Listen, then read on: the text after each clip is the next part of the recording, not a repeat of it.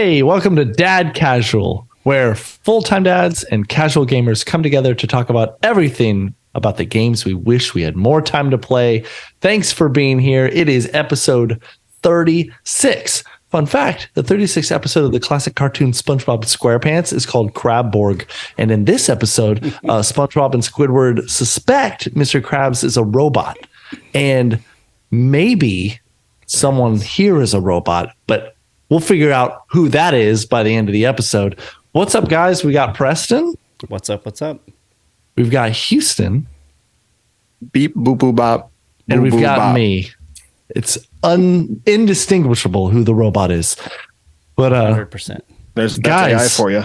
Guys, we missed a week We did. of Dad Casual. Where were we? A week and some change. What were we doing? What were we doing? Dadding the heck out of everything, man. Playing video games. That's what we the were whole doing. time. Yeah. Yeah. That's, we all just took huge week and a half long breaks just to play video games. Hey, man, there were some big games came out. So Jedi Survivor, we're going to talk about today. We're going to talk about Dead Island 2. We're going to talk about Horizon Forbidden West that came to PlayStation Plus. PlayStation Plus. Man, Star Wars, May the 4th, 5th, 6th, I don't know. They're all holidays now. Long and happened. We're going to talk about Royal Caribbean getting into gaming. That's kind of weird. Saints Row got a crazy update. There's a new PlayStation Plus catalog. I know that Phil Spencer from Xbox had made an public apology, basically. And Nintendo gives some disappointing news as well. Man, we got a lot to cover after missing a week. I'm excited to get to it. You just covered it all. And we're done. All right. See you guys later. Okay. Roll the outro. Enjoy the news. For more news, check out our one tweet posts.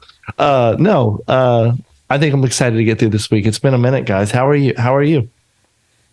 Good. I'm itching for summer, man. I'm ready to travel a little bit, go on a couple vacations. Where are you going this summer? You're going to a few trips? We are doing a beach trip with Christine's family, so that'll be fun. To Destin, Florida, classic. for those who don't know. Yeah, that's our main trip. So we got a couple of smaller trips to Houston and one to Dallas. So should be fun. How about you, Houston? What's you been up to? You got any trips this summer planned? Nothing like set in stone for plans. I mean, we'll probably do some stuff with both of our families respectively, but I'm personally not like a big beach guy. Like I enjoy it, but like that's not my like go-to like vacation. I'm planning a vacation, so we're going to go to the beach type thing, but we'll make our way out to like Pensacola and other places in Florida sometimes with my family. But nice. No, I've been just working a whole lot, doing a lot of gigs. Daughter hasn't been sleeping well lately, so I'm just kind of like a little bit of a zombie right now, but it's all good. We got some gaming in the past couple weeks, so that's been fun. Yeah, that's cool. Yeah, same with me. I do have a trip planned the first week of June over my birthday. My birthday's the 3rd. We're going to go to Gatlinburg, Tennessee. We have a cabin that we've booked there with Michelle's mom and dad, and we're just going to kind of go on day hikes. Like, so no camping, which to me, that's kind of the preferred way that I like to do it. Like, I actually really love hiking and climbing and being adventurous, but I also really like sleeping in a bed. So that's my preferred method of doing it. And then we've got a baby. It's especially easier to do it that way. So I'm really excited for that trip. Am I going to what? Backpack her? Is she going to be a backpack? Oh. You're just going to throw her on your bag? Yeah. We have one of those if you want to borrow it. Poco carriers. We have like the baby carrier, but she's getting kind of big for that. I don't have like a backpacking carrier. Well, that I might take you up on that, Houston. Yeah, we got it stored away somewhere. Nice. Just give me a heads up. Yeah. Well, so if anyone out there is going on a vacation, definitely write in. Let us know where you're going, what the plan is. Give us some dad tips on camping or beach trips to Destin or whatever. I think we're all dads here. Is a vacation a vacation with kids? No. I think it depends on who's going. If grandparents are going, I think so.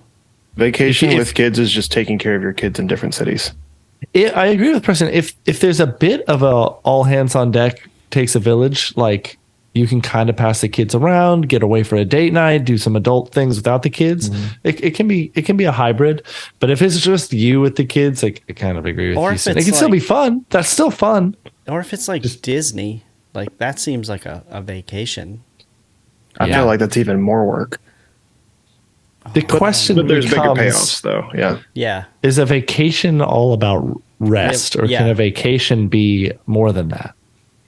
Yeah, because I wouldn't see hiking as a vacation. And certainly Disney, I do not come back being like, I'm depends- so rested. It depends No on way. the goal that you set for your vacation. I think some people's goal for vacation is just to go to a nice hotel in a big city and just chill, Yeah. or to Yeah. like a nice cabin in the middle of the mountains and chill, or just go sit on a beach. But then some people like to do Disney. They like to, when they go to these big cities, they like to do all the museums, and they like to go to That's us. the lakes and I don't know what fancy dinners and stuff. And so If you are a relaxing vacation person, having kids will be not Yep. your favorite vacations it's the for a opposite. little while. Yeah. But hey, maybe everyone. That's how your personality changes too. When you get forced into doing other things, that's how you grow. Yep. So let's talk about games for a little bit, guys. What games have you guys been playing?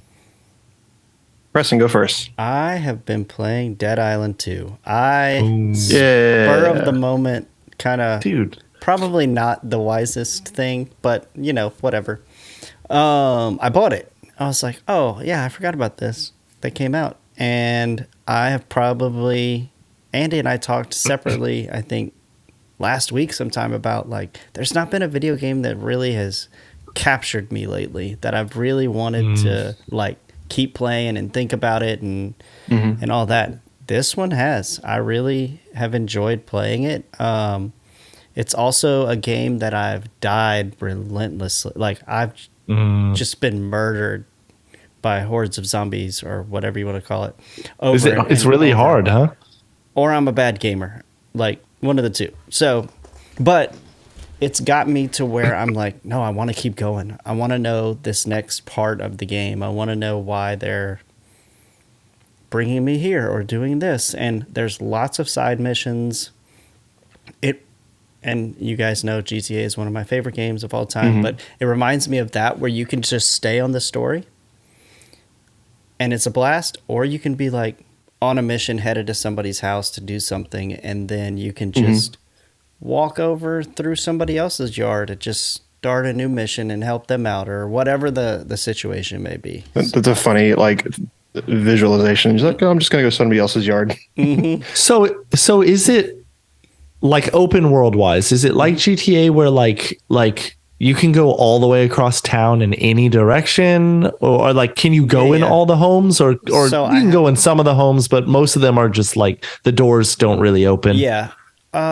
So it's open world as far as I've gone, if that makes like Gotcha. I haven't run into any place that I can't get into. You don't know how big it is, really. Yeah, I really don't. And the map doesn't for the and without I don't want to spoil anything. With the stage I'm at right now, I don't know if I can see the whole map. If Gotcha. that makes sense. I So, like games that do that, where like you don't actually know how big the game is. I like when they do that Yeah, with it's a mini fun. map. I Dude, Elden do- Ring was big about that. Like the map got bigger as you played, and you were like, "Whoa, it's bigger." That was cool. I do know I tried to swim like away, and it was like you can't escape that easily, and put me back in the map. That is something I love about it too. It's definitely a gory, bloody, fun game, but it's hilarious. So Yeah, it's- a lot of I- like, funny little moments. So The I appreciate original games that are was very self-aware. Yeah. yes, exactly. that's cool. And yeah, speak of tell me about like the combat and the different types of weapons. Like Yeah. I know, like isn't like dismemberment is like a key feature of the game, and Well- every weapon is better at different things. Yes. So I haven't gotten too far. Like I just got a gun recently. Oh. So like Oh. it starts with all like I've had an axe, a board, just melee weapons? Yeah, just melee. Like that's the majority of the game from what I understand. Like Guns are very Hard to get. hard to get. Like the or special find. weapons, Yeah. Are you ammo locked too? Like you only have this many bullets, and like Well, if not you only shoot them, bullets, but also with your melee weapons, they go down every hit uh, and break.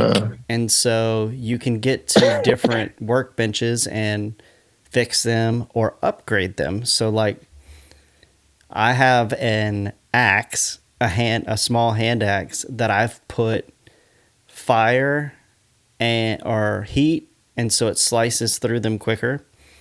And oh, that's cool. also I can pick up like gas cans and then I can like pour gas everywhere. Mm-hmm. And I've done it where I like pour it around myself, and then you hit the gas and it lights it. And so I have a big ring of fire, you have a barrier. that I've created. Oh, that's cool that it gives you that much freedom to kind of just So make your there's- own way to play. There's also like fallen power lines, and there's buckets of water that you can like create. I saw that in the demo. electricity, but you can also go from electricity, water to expand the electricity, and then you could pour gas and it would make an explosion. So you can gosh. like That's so fun. You can be really, and I'm sure they. Do you feel like if you walk upon a situation, there's zombies, like the game kind of like you can do it any way you want, but there's clearly a method to use the electricity with the water to do like. no. Oh no! Actually, no. And that's been a little frustrating, but has made it fun in that way. It's not overly obvious. Like No. Well, there's not one way to do anything in this game. sure. And it does make it fun. There's a little bit of a card deck building type thing too, where you get different like skills. So that's Yeah. been fun. It made me think of Neon White a little bit when I saw that. I was like, okay, I that's haven't even seen that. yeah, that's a new mechanic, right? That wasn't to your knowledge in the last one, right? It was not, no. Okay. How many hours would you say you're in? Probably 5. Okay, so it's still kind of early, but that's It's a decent little chunk. I think it's a 30 or 40 hour game. It's not like a. So you think it? Well, I guess that depends how much you die. Right? Like, Yeah. but so you think this one has its hooks in you a little? You think you'll be Yeah. playing it for a while, or do I you think? so. I definitely think so. Okay, so the main story is 31 hours, and then the main plus extras is 47. Okay. So Cool. That's a decent sized game. yeah, I'm enjoying it. I really am. It's definitely been something.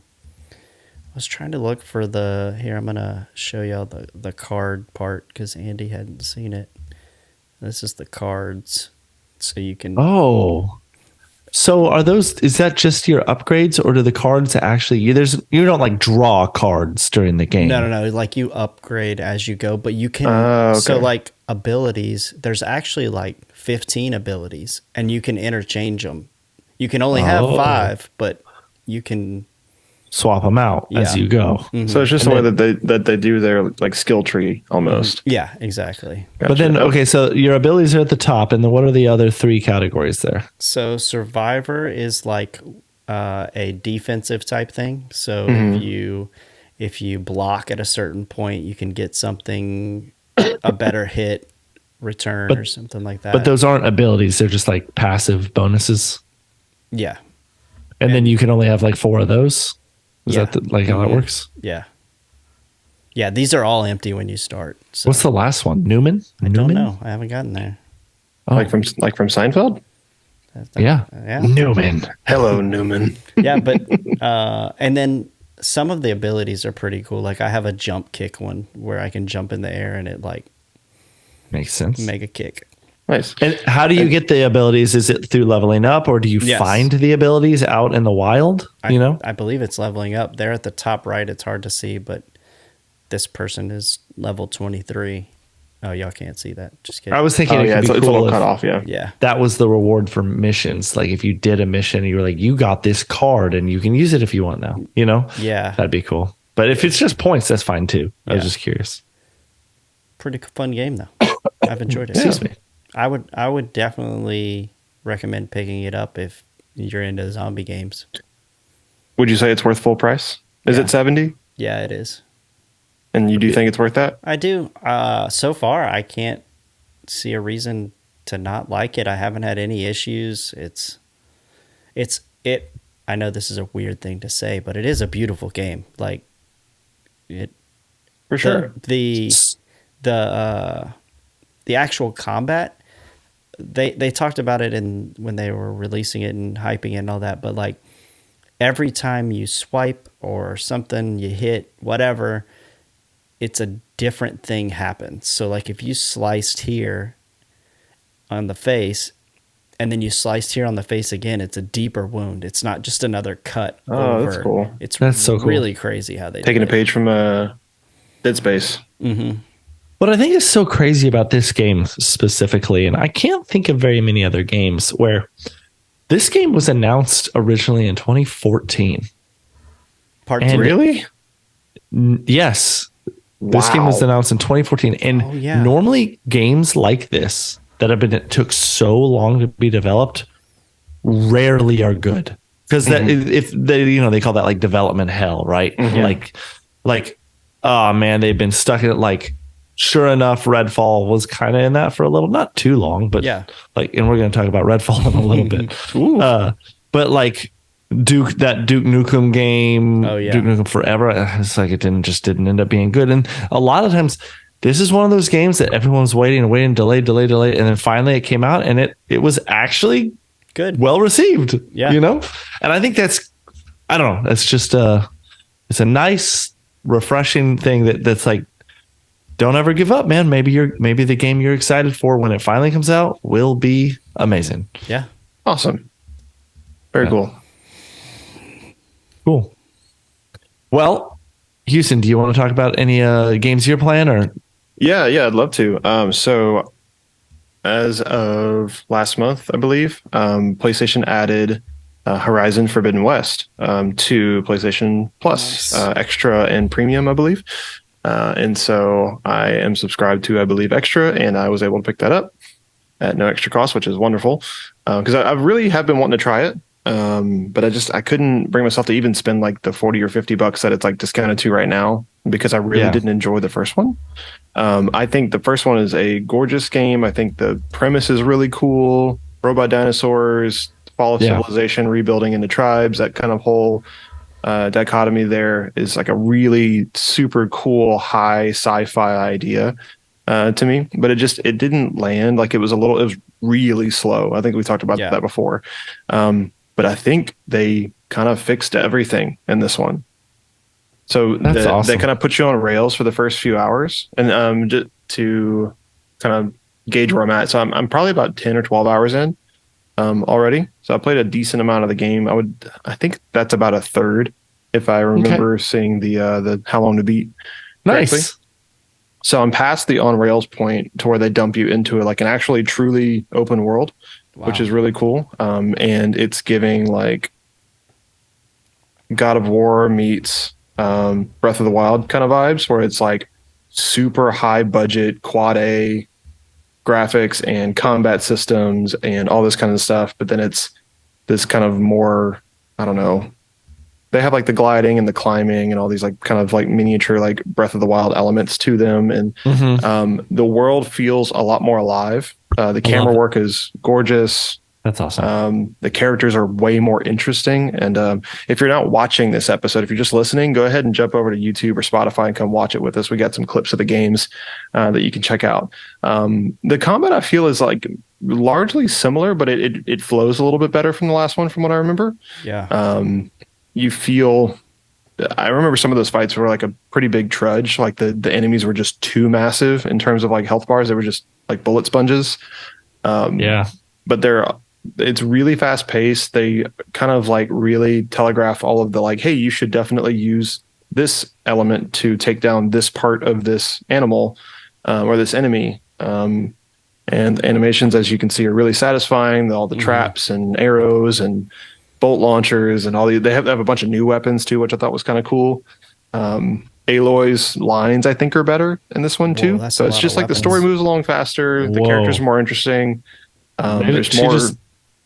She just busted out her tool wheel of all the options, and there was so many things. Oh yeah, and so you only have so many spaces, and then you have more weapons than can fit on the wheel, and then you can customize it on a per mission basis. And that's a big wheel. Holy crap! Yeah, and then each weapon has like multiple ammo types. And so you can have like a bow and arrow that does one arrow's fire and one arrow's acid, and then you can go to like your normal arrow, and then the other one's like freezing or whatever. So yeah, there's tons of variety. The skill trees are huge in this one this time around. Dang, those are like the mount system, the corruption system, characters are better in my opinion. I think this is all around a much better game, and it really shows that Guerrilla learned from their mistakes and listened to feedback and really made something that I think is on track for me to be an 8 or a 9, probably. Dang. Yeah, I mean, gosh, it's so pretty. How many hours have you put in? I think over 10 now, 10 to 12. Okay. Cool.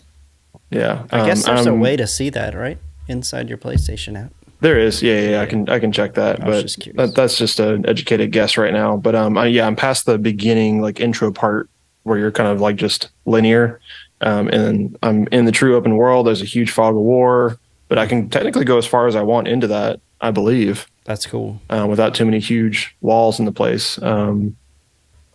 Yeah, having a ton of fun. I definitely want to play a lot more of it.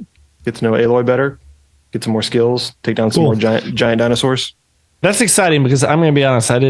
I played the first one too, and I liked it, but I kind of, the vibe you said is exactly me. There's just something I just wasn't loving about it. Like, and I kept playing because initially, you're right, the theme was so cool, and like it was fun, but yeah, it was slow, and the story was just. I mean, literally, I probably put 20 hours into it, and I was like, all the story I have is beyond your village. There's secrets, and I'm going to go out to the place where no one's ever gone. And that's it. I kept going and going and going. And I nothing. think the story itself is solid. Even if it took forever in the first game to tell, it is a good story, and they just expound on it. So if you're going to play the second one, I actually don't recommend like continuing to play through the first one unless you just really are like a completionist. Just go watch a couple of story recaps on YouTube and then jump into it. That worked for me fine. I might do that eventually. Cool. That's cool. That's awesome, man. Yeah, having a ton of fun. Still want to play more. I have been playing Jedi Survivor because my boy Preston got me the hookup.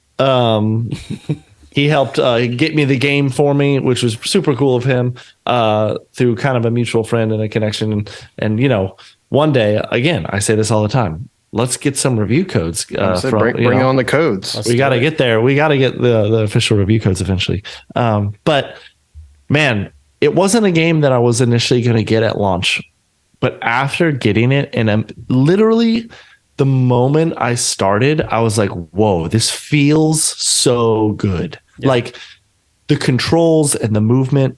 So I really liked Jedi Fallen Order, which is the first game. And the characters were good.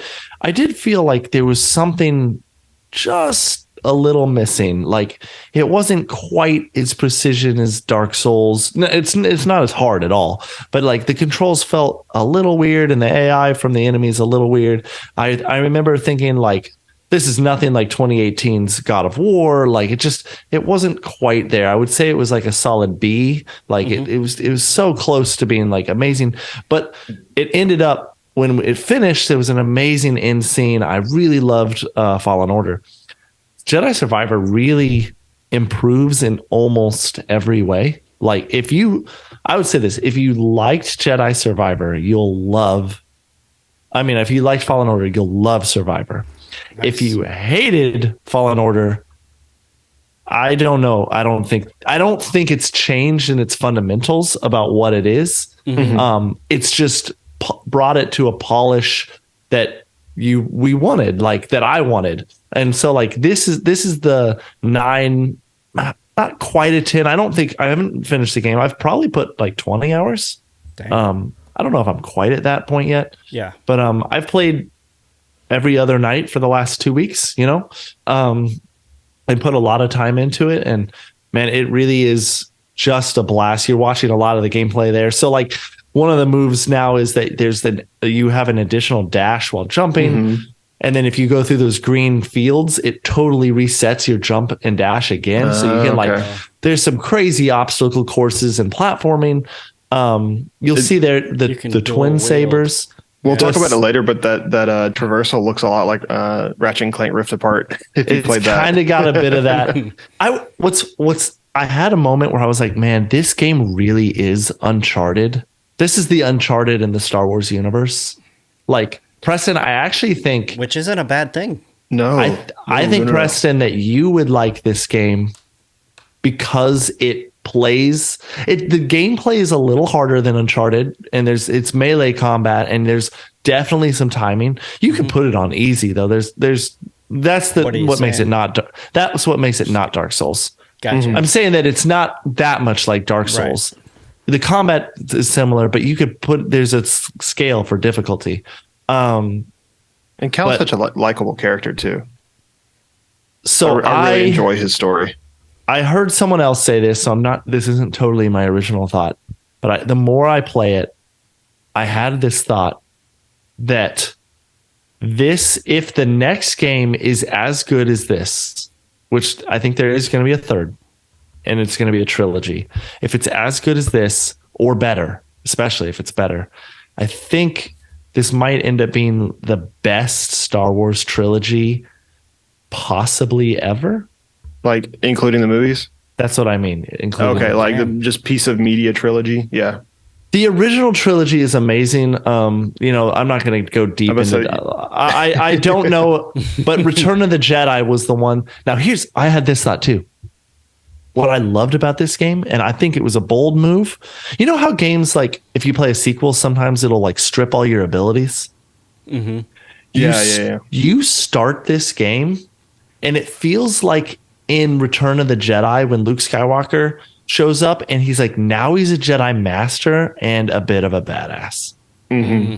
Mm-hmm. Like out the gate, you're like, no, I'm not new. I'm awesome. And it feels that way out the gate, and they don't take them away from you, and they only add cool abilities to you. That's great. So it's truly a continuation. Yes. It just feels awesome. Oh gosh. And they just showed him getting eaten by a Rancor. That was intense. That no matter what difficulty you're on is a one shot. The Rancor will kill you if he hits you with that grab. So that's fun. Is that Thanos? No. Star Wars Thanos. I've only seen him once so far. That little dude's hilarious. He reminds me of like of a Rick and Morty character. I was about to say he looks like a Rick and Morty character. But dude, the puzzles are great. It's actually very much a climbing and puzzle platforming game, equally to its combat. Interesting. Okay. The fighting really is great. There are a total of 5 stances. So there's normal single lightsaber. Then there is the double bladed. So like Darth Maul style. Then there's dual wield. Mm-hmm. Then there's like a heavy, like it's the Kylo Ren style saber, but it like swings like a heavy broadsword. So it's slower, deliberate movements. And then the very last one is this blaster stance where you shoot a gun in one hand and it's like fencing with the other hand.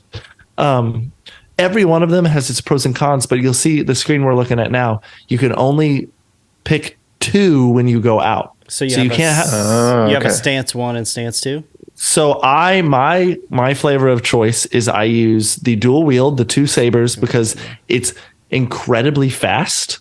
And it's good for crowds. Mm-hmm. It's not quite as good as crowds is the double bladed saber. The double bladed saber you can spin and flip and take out big crowds really easily. But what I like about the dual wield is its speed, and if you know anything about fighting games, it's the only saber that has an auto reset. So like when you're swinging, any point you're swinging, if you hit block, you immediately block, which is. Okay. You're not feeling like I committed to attack and then you see an attack coming and you're hitting the block button, but it's too late. You don't have to wait for the animation to finish. You don't have to wait for it to finish. So that to me makes it a huge perk. And there's this really cool function where if you hold triangle, like he meditates And if as long as it's not an unblockable attack, you automatically parry. So if you're really bad at parry timing, okay. it's a cool like mechanic. And then I use the heavy Kylo Ren for my other one. So that's kind of my like one-on-one combat. Gotcha. Like it feels harder to use, but it's more satisfying. And so if you like an increase in difficulty, but like the challenge is still fun. It's such a good game for that, man. It's cool. it's really great. And it's been getting pretty incredible reviews, right? and then the story and characters, man. The characters are so good. Cal Kestis is a fun and interesting Jedi that is way different than Luke Skywalker or anyone else. I love the crew, and you kind of go around collecting your crew from the first game. They're kind of scattered in this game. I love Greasy Money, baby. he's just such a fun character. And yeah, just there's great. Every stance has its own upgrade tree. So like I am kind of committed to a little bit the ones I'm using now, which makes I could see totally a replay being cool because like you could. And like, so now I'm like, okay, that. Yeah, I've kind of got my sabers down, and now I'm like going down the force powers path, which is a totally different way you can play. You can use more force powers than saber upgrades and stuff. And it's cool. Some cons for me. The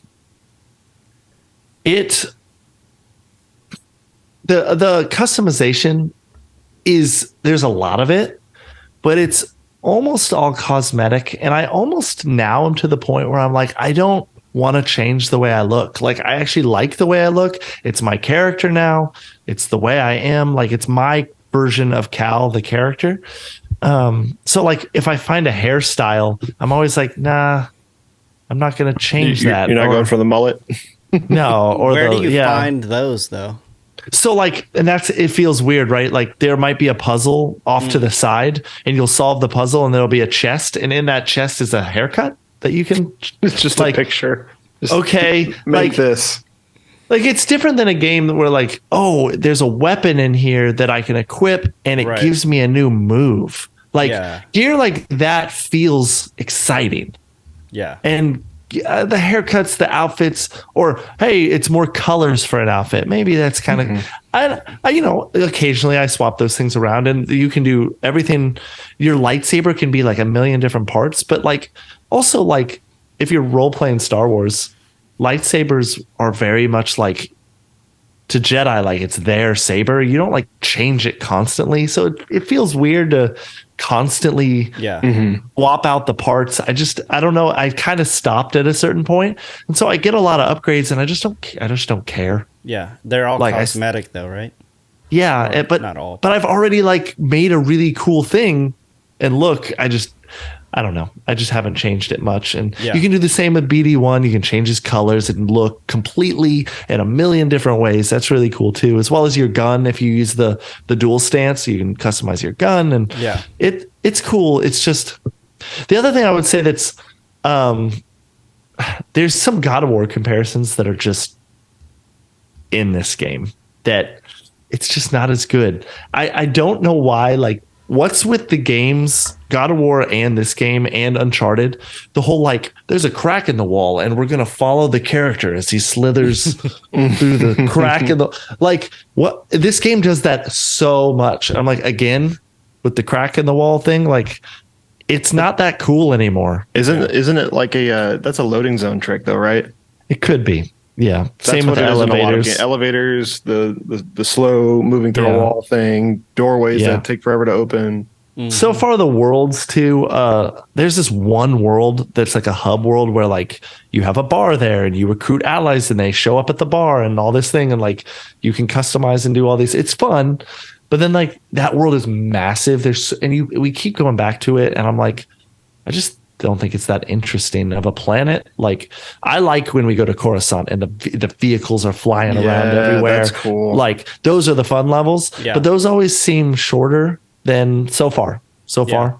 And I was go ahead. No, ask a question. I think that's good. I was just going to say, I mean, once you finish this next thought, just give us like your overall rating. Cause I think you've done more than enough to give it like a casual review. Yeah.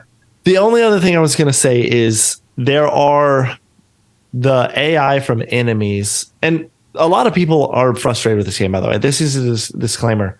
I'm playing on PS5, which is apparently currently the most optimized way to play it. Apparently the PC port is Garbage. full of problems, and Uh-oh. FPS drops below 30 frames per second, and a lot of glitches and crashes. But even some people said on PS5 and Xbox, I personally have had very little issues technically. I might have a little pop in, but not a lot. The most annoying thing for me actually is occasionally certain enemies. It feels, some enemies feel like they get a hit on me when they 100% shouldn't have. Like, you could like accuse me of being like, maybe you're just not good enough, maybe. But like it, a Dark Souls game, for example, if I, like we talked about earlier, like if I go for a big swing and then he goes and like, oh crap, I went for a move, he got a hit on me. Or like I went for a move and he dodged to the side and it's too late. I'm already swinging, I miss. Sometimes the enemies have almost a snap-on auto lock to you. And like they'll go for a big swing and I'll dodge. And then when the swing goes, they'll just almost like teleport snap to me and hit me. And I'm like, no, you went for a move. I sidestepped you. You should have missed. Or Like, got cheats. it feels cheap. And especially a few with the, like, there's some surprise bosses. There's this one that literally I'm like, I don't want to spoil it. But what happens is it surprises you, and it's an enemy from the first game that was annoying, but he's even harder this time. So annoying. And I probably fought him 20 something times before I finally beat him. And I was like, this is just ridiculous. And then after you beat him, hold on. You good? Sorry, we're good. We're good. My computer was dying. Okay, I'm gonna go back. Keep going. I'm just Keep going. going. I'm gonna go back. So anyway, there's an enemy that's from the first game that appears, and it's like spawn of that enemy is what it's called. And you fight him, and you finally beat him. And it was super annoying. He had this one move that constantly snapped to me, and I was like, "This is nonsense. Like they need to fix this fight," because it was only one of his moves too. His others, once I learned the pattern, I knew what to do, and I got pretty good at doing it. And I'm not perfect. I'd made mistakes. That one move was every time just crap. But then after I finally beat him, I was like, yeah, you get the outfit you get is the poncho from the first game, which was like, oh, okay, that's cool. Okay, nice. But then I go back to my base and there's this thing. I'm like, what's this? And it looked like a rift tear from God of War again. They're really borrowing things from that game. You kind of reach in, you go into it, and then you have to fight two of him at the same time. Oh, and I was like, no, I'm not doing that. I'm not doing it. So very annoying. Trials all over again. Yeah. But I don't like fights like that. But it's great. You know, the epic moments, the cutscenes aren't quite God of War level yet. I've heard there's some things coming. I don't spoil myself, but I've some non-spoiler. So I've heard that there are some moments in the game that are some of the best in any game. And I don't feel like I've hit those moments yet. So I'm really excited to keep playing. And gotta finish it. Like you said, Preston, it's one of those games that has its hooks in me. I'm really excited to keep going. That's awesome. Yeah. So what's your rating? Yeah. I would give this game, as it stands in my experience, without almost any crashes and the massive amount of improvements, I would give it a 9 out of 10 where it stands now. Dang. I think the original would be an 8. So Fallen Order would have been an 8 for me. Nice. I think this easily earns a step up in being a sequel. I think it's fantastic. Nice. And there's just so much more, from the platforming to the upgrades to the more Jedi stances to the way better villains and storyline. The story is actually like super interesting, and I'm like, dude, I want to see where this goes. Right. Like, let's go. That's awesome. Very cool. So that's it. And so that's my casual review. You know, when I finish, I'll give a short update. I'm not going to talk as much as I did this time, but I'll give a short update when I'm finally finished. I am definitely finishing this one too. I'm not going to. Heck yeah. Not gonna I'm not quit. gonna let this one long. Well, yeah, there's some games that I'm like, I don't know. Yeah. That meme you sent to us. Oh my gosh. Can we pull that up on the screen, Preston? Yeah, give me a second. The one where you're like, I actually got that from a board game page, but it's true about video games too. You get a new game, it's like, what is it like? You're Backlog. putting yeah. Just show the meme. We'll describe it when you pull it up. I'll start to move on until you Yeah. until you guys get to that. So we're gonna go ahead and move on into some news while Preston looks for that. The first one, I don't know why this one got put first. Probably because we all cracked up laughing, and I think all of us kind of work Here you go. Oh, here it is. There you go. New game, parent holding a child, and then it's the unfinished game is a bunch of like kids struggling to swim. Yes. There's like 30 of them. Yep. Gosh. Always. So many. I'm probably like one world away from beating what's that game? The one I've been playing, the Sackboy's Big Adventure. I've been playing. Yeah. I got like a few more levels left. I could totally beat it. You should. I beat Kirby, by the way, that Kirby Forgotten Land game. Oh, nice. Well, me and Riley beat it. Yeah, together. but I'm about to say, you and your boy. Nice. Yeah, it was fun. Anyway, so I've got this crazy news. So we all work in marketing a little bit. We're doing some advertising, media mainly, video and photography. And Royal Caribbean made a Fortnite map. So they have a new ship coming out called the Icon of the Seas. And so they decided to make their ship in the map creator and like promote it. And it kind of reminds me of if you guys you guys know how Arby's has done stuff like this? They did a Mario Maker level. That's right. They did. Mm-hmm. Nice. I forgot about that one. But this comes from Royal Caribbean's official Instagram. Level up with a never before seen look at the all new Icon of the Seas. Go behind the scenes with Hide and See at Fortnite, a game that challenges players to hide and seek throughout 2 revolutionary neighborhoods. To access, enter the code, and if you want to look up the codes there on the screen right there, and you can always just look up their tweet, and you can do that on the Discover screen when you're playing Fortnite. So crazy. It's kind of cool. Did they hire somebody internally? Like, did Royal Caribbean hire somebody? It's like, hey, we want you to build a Fortnite map. Excuse me? Really? That's the job? Ask some kid. Yeah, either that or just like outsource it to like some company or like group of I think children that know how to do it. I think it's brilliant marketing. I think absolutely that's worth paying someone to do that kind of content. I think Arby's is a great example of doing that kind of stuff actually really does pay dividends. So, man, do it. That's cool. It's fun. Wild. All right, moving on from cruise ships. Saints Row, this is a cool one. Saints Row gets a major update that overhauls pretty much everything, including combat. This comes from Rich Stanton at PC Gamer. Arriving May 9th, the patch promises a huge bunch of quality of life improvements, new features, and bug fixes. The update will add the new district of Sunshine Springs, a sprawling resort area, as well as a selfie mode, an emote wheel, major changes to combat, and changes to the missions throughout the game. They should have added the major changes to combat before selfie mode and all that. Notably, the game's development was shifted over to Gearbox Software's post-launch, so this really does feel like a bit of triage. You almost had me reading the teleprompter there, but I did not. What do y'all think about this? So, Preston, you own Saints Row. I do.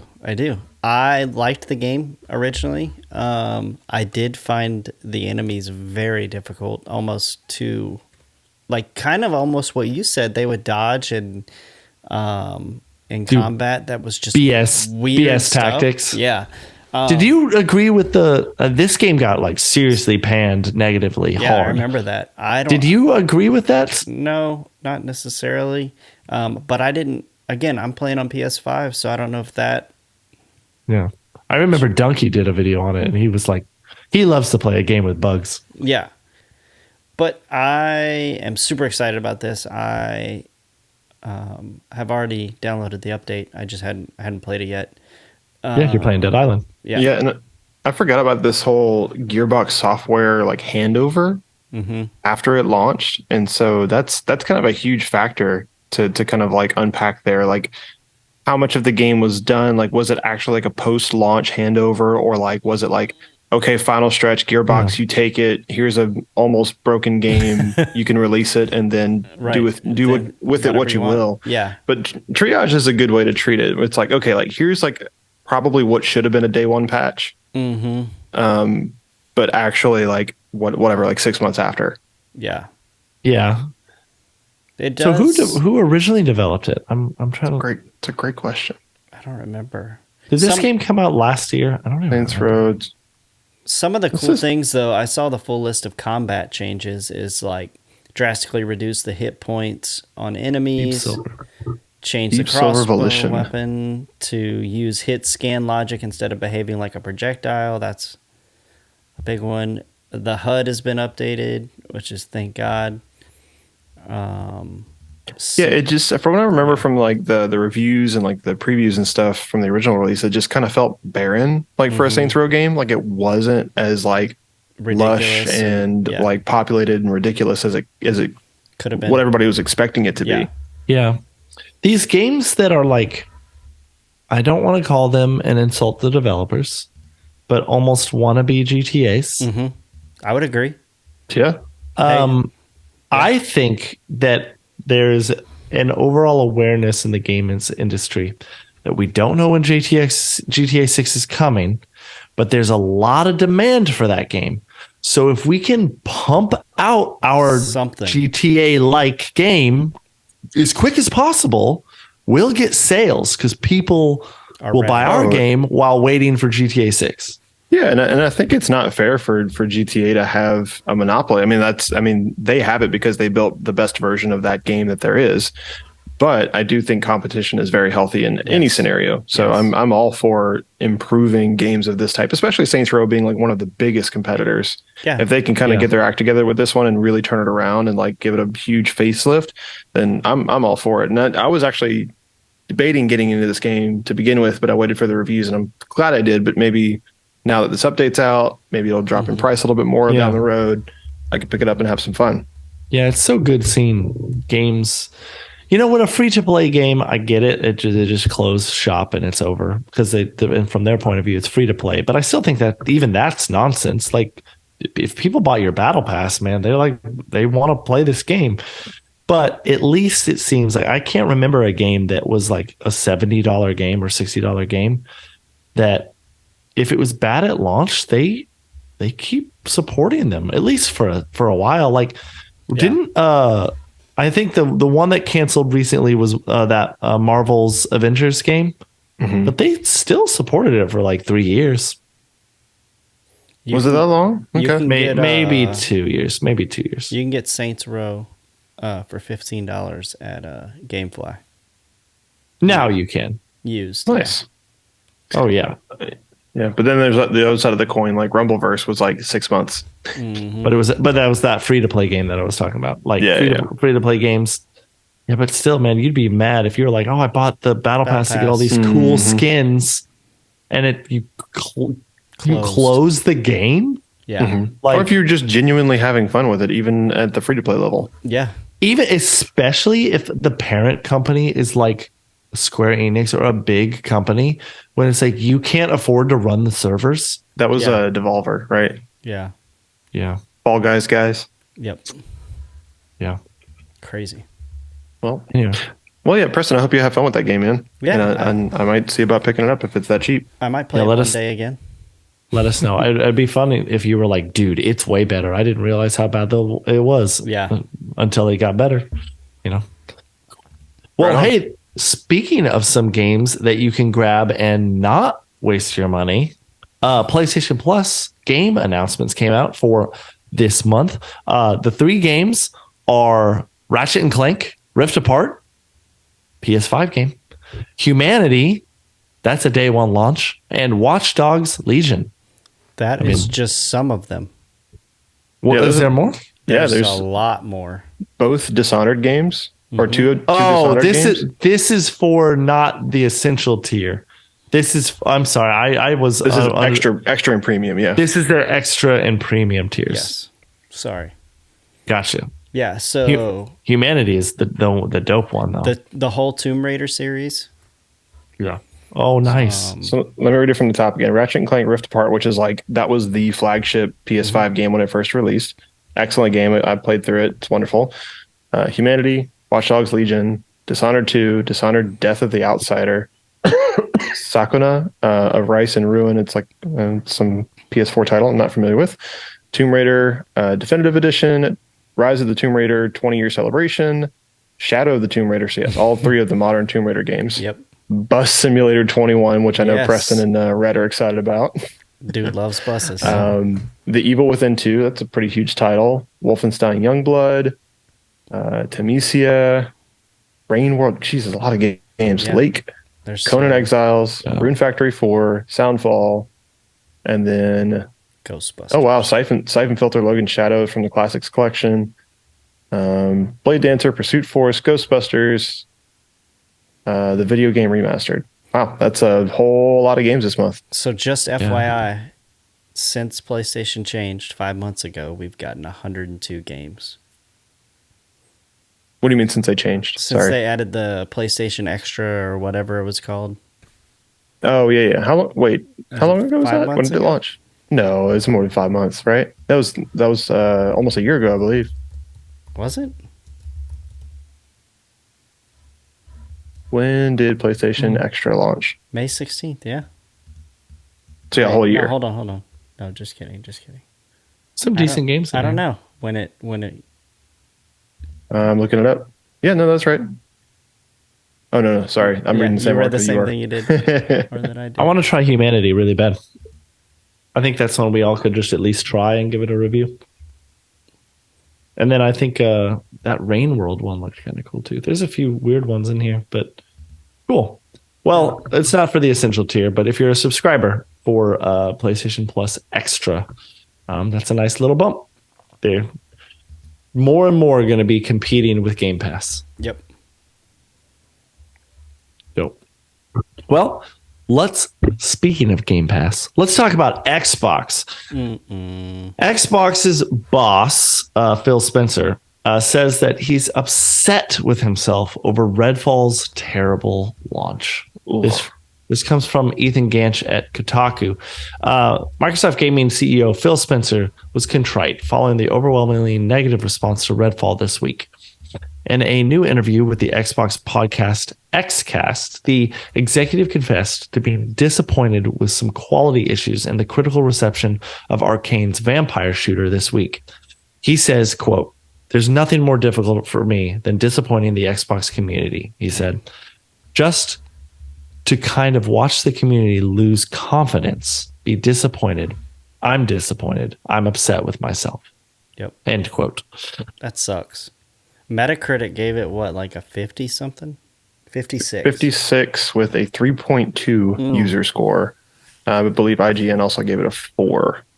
I am very mixed, man, on what I think about Phil Spencer. I think as a personality, he seems awesome. I really like when he's demoing things, he's talking. But every time it just feels more and more and more like he's these big promises of Xbox exclusives and every single time there's an Xbox exclusive game, It's trash. it's just plagued with problems, like Halo Infinite even. Yeah. Halo Infinite did turn it around, and we just talked about that a second ago, right? Games turning it around. Maybe Redfall will be another one of those that turns it around. It just sucks that it has to be that now. There's no other option. It couldn't start strong. Mm-hmm. And it's weird because I'm like, Arcane traditionally Puts out good stuff. was a good developer. So like, what happened? Like, I hear the defenders of Xbox, and if you ever an Xbox, I have no beef. I bought last fall my Series S, excited to play exclusives. I was gonna play Redfall. I have no interest now until I hear that these issues are resolved. I don't even want to try And it. you get it for free, right? I know it's on Game Pass. Yeah. Yeah, it is crazy. Like going back to the whole Arcane thing, because I mean, Deathloop was like a masterpiece from them. Like that is a wonderful, wonderful, super well polished game. Mm-hmm. And then to And- go for And it was on PlayStation. yeah, It wasn't exclusive to anything. Doesn't it feel like the Xbox exclusives are always like, I don't know. Yeah. I Just a also just flop. don't think there's enough of them still. I think we still need more Xbox exclusives, Yeah, I think which is that's something what, they're working on. It's such a slow, but like this, the next generation of Xbox, I think is going to pop off. But like right now, like they're still in the rebuilding part of their kind of plan, it seems. yeah. Yeah. And until Starfield launches, until Fable comes out, until I don't Yeah. know, all these other games come out, I just don't think they're going to have the cloud, especially with this as a huge setback. How do you think developers get a game out that is like in the developers' offices and playthroughs and stuff? Are people just like, this is amazing? Or what's What do you happening? mean? Like, okay, this got such a low score, right? Mhm. Across the board from reviewers, from just Mhm. regular people. How did it get out of the off? Like, did they look at it when they released it and was like, this is good stuff? It's probably pressure from investors, if I had to guess. It's like, I hey, mean, like you've taken too long on this. Like we Mhm. need to get this out so we can start making some money back, that kind of thing. So that would be my best guess. Is the reason that most games are rushed is because they just want to make money off of them. Right. But then There may- it backfires a lot. Yeah, I also think that there's a bit like they're constantly studying the market's interest in a game. Yeah. And there may be a point where they're like, guys, there's not that big of an audience excited for this game. And if we spend any more money on it, we're not making a profit of any Right. kind. Yeah, Go they, ahead, they keep pushing that feature lock back. just push it out. Like, sorry. And like, or like maybe there's a lot of money put in development, but they're just not getting funds for quality assurance. And so there's no one really play testing. And so maybe they really are unaware that there is as many that problems as there are. Like they think there's issues, but we'll fix it with a day one patch. But then the game comes out and the community immediately is like, nope, we're playing this game and you missed all this stuff. Yeah. Yeah, because like one person isn't going to see like every texture defect or every sure, for sure. T-pose bug, but then when you give it to 1.5 million people that play it in 1 week, it just the game of odds. Like everybody's going to see one Yeah. thing, Yeah. and then it's just all going to culminate into this huge mess of a game. Apparently, Literally every game, including single player games, in my opinion, should have beta tests. It sounds dumb, but like let communities test it for you and then end the test, fix your problems, and then release the game. Like, Yeah. I don't know. Like, Yeah. especially a multiplayer game, like a co-op game like that. Mm-hmm. I don't know. It looked cool and thematically it sounded fun. But man, what a mess. Yeah. womp womp. Yeah, I do feel bad for Xbox and for old P3 over there, Phil Spencer. Yeah. We'll see I what just- happens in the fall, and that maybe in 6 months when this game can be patched properly. Yeah. And it's not all, he's not Yeah. batting zero. Forza Horizon last year was amazing. They still have put out quality games. They just need more, man. And I think buying Activision Blizzard is just not, I don't know if that'll fix the problem because they bought Arcane and their first game out is trash. What's happening? So I don't know. Well, let's pivot to Nintendo. Nintendo also has some disappointing news. They say that there's no Switch hardware coming this year, but maybe in 2024. Michael McWhorter from Polygon says, don't expect a new Nintendo Switch hardware anytime this year. If comments from Nintendo President Shintaro Furukawa are anything to go by. The company said Tuesday in its latest financial earnings that it's not factored new hardware into its current forecast, which stretches out to March 31st, 2024.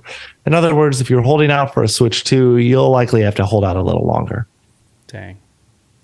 I don't know if there's a lot to talk about. What do you guys think? No, I was just looking at the release date for the Switch, which is March 3rd, 2017. Yeah. And so this being 6 years would put it on a pretty early side of what is now accepted as a typical launch window, like a console generation gap, which would be like your 7 to 8 years on average now. So I don't think that's really that much of a shock. I think it would have been cool to see it maybe like a surprise drop, like right before Zelda comes out in 2 days at the time of recording. We're recording on May 10th. 10th. Yeah.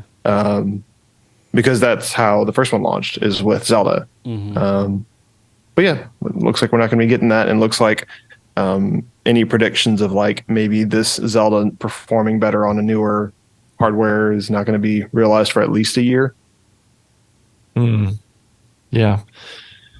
Yeah, it's interesting. So the longest Nintendo actually has relatively short I think so. Yeah. console gaps. The longest one was NES to SNES, which was 7 years. So that's their longest gap. That's the longest one. Okay.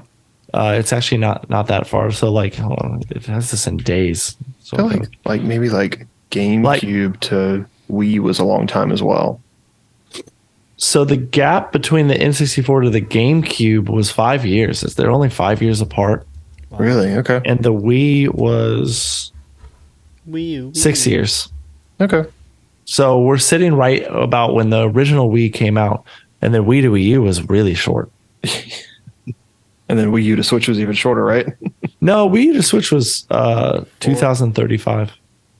Oh no, I'm sorry. This one, I might be reading this wrong. Did you Excuse me. You just said 2035. The site I'm looking at is showing it in days. Oh, And so so I was weird. I was having to like do divided by 365 to figure out the years. 2035. 2035 Switch years. 2 coming in 12 years, guys. The Hold Wii U tight. came out during Jesus' time, and the Switch came out now. It's it's literally biblical. But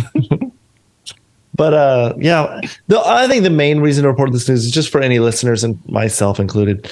If you're like, I want to wait to play Zelda until the next Switch comes out, well, you're gonna be waiting, because if you're pumped for Zelda, I guess go ahead. Yeah, go buy you a Switch OLED.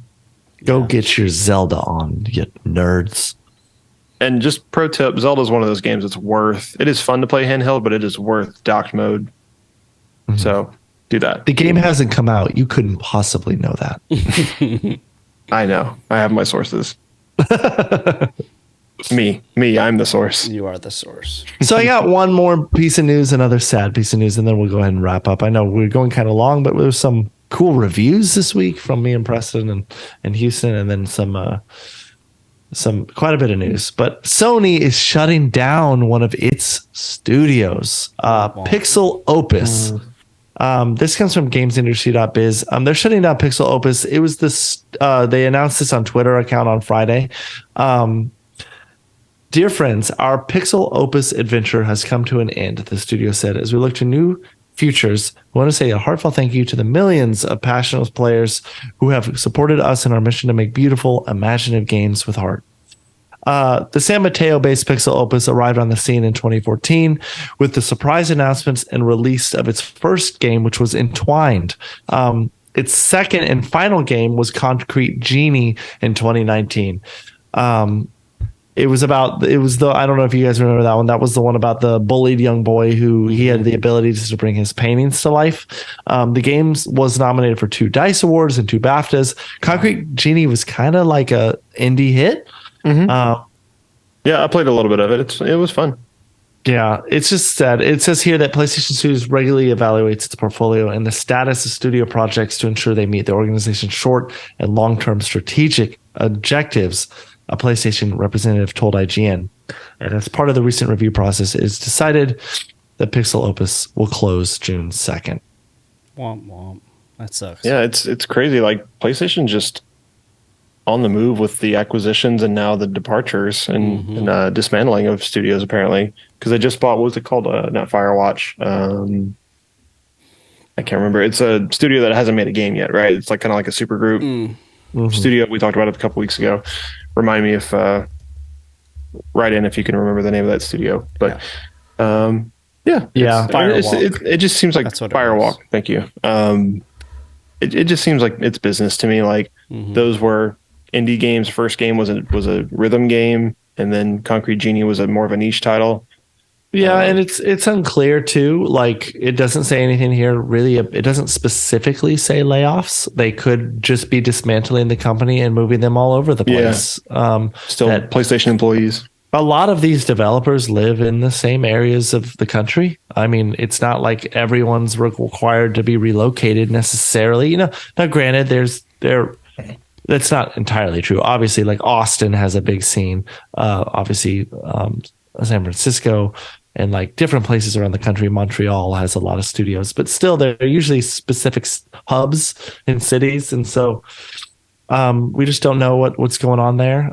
It just, it's this indie studio just didn't get its what's the game I'm trying to think of? Journey. Yeah, maybe Journey's a great example, or it's The cat oh my game. gosh. No, yeah, maybe. It's what's the story? The kid they're like young kids who have powers and they have spin-off games on them. Hold on, you guys just chat. I'll look it up. Yeah, you're mentioning a lot of these companies are in California, San Mateo's in the Silicon Valley area, San Francisco, and then there's like Sony Santa Monica and all those like other mega game corporations in Los Angeles area. So I'd like to think that no major rounds of layoffs will be happening because of this. They're just going to restructure and be absorbed into other either Sony first party or kind of potential prospect companies around there. Was it Psychonauts or Psycho? Psychonauts? No, that's kind of like double A. I wouldn't call it indie. Gotcha. Any luck, Andy? Earthbound? No, kids with powers. Earthbound is Costume Quest. no. It's very much like Teenage Friends and like. Not Life is Strange, huh? Yes, thank you. Yeah, okay, Life there you is go. Strange. South Thank Park. you. The fraction Like butthole. South Park, yes. I think of Life is Strange as that like cult classic indie. It's just beloved, and they have all these spin-offs, and they'll probably continue to have them. Concrete Genie, it's to me art style even is similar to that. It just wasn't a hit. Didn't click. Happens sometimes. Yep. Yeah, sad. But anyway, so that's pretty much it on the news and our reviews. You guys have anything else to share this week? Some dad talk. Me and Preston are going to California next week. Yep. Hey-o. Some Work stuff. We'll be out of town. We'll be in Corona, California, and We're going to Mario World land. We're going to please. try to. What day? I don't know What yet. day? Y'all gotta vlog it, man. Yeah. I don't think we're going to have a day to go. Oh, I'm going to be sick. Oh, one you of could do those 6 days. hours one evening. Yeah, that's what I'm thinking. How late are these places open? Till probably 9 like 7 or 8. 10. 9 or 10? Okay. Yeah, that's what I looked up. They're Universal. open till 10? Yeah, we There you can- go. That's after work hours. You could do 6 to 10. Yeah, Just bro. go blow it up. I wonder if they have like a late admission rate. Like if you come in after 5 p.m. half off or something. Let's do it. That'd be cool.